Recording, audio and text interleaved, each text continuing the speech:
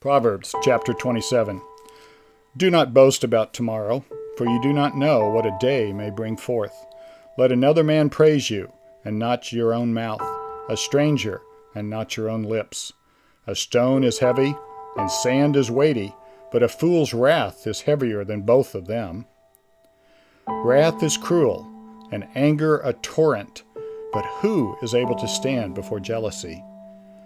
Open rebuke is better than love carefully concealed. Faithful are the wounds of a friend, but the kisses of an enemy are deceitful. A satisfied soul loathes the honeycomb, but to a hungry soul every bitter thing is sweet. Like a bird that wanders from its nest is a man who wanders from his place. Ointment and perfume delight the heart, and the sweetness of a man's friend gives delight by hearty counsel. Do not forsake your own friend or your father's friend, nor go to your brother's house in the day of your calamity.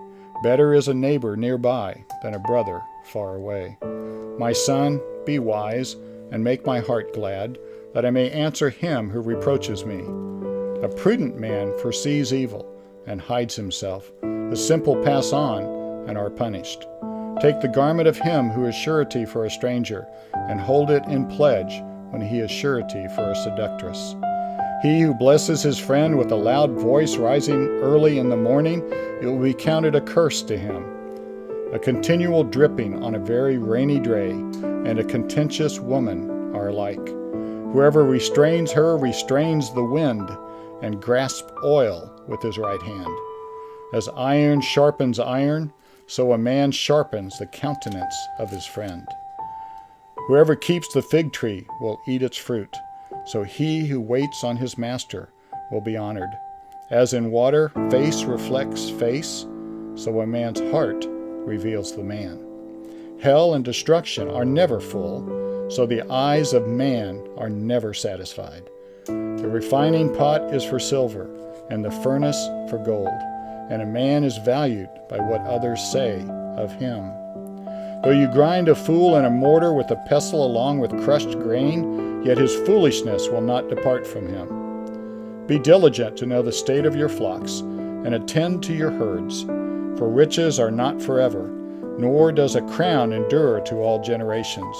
When the hay is removed, and the tender grass shows itself, and the herbs of the mountains are gathered in, the lands will provide your clothing, and the goats the price of a field.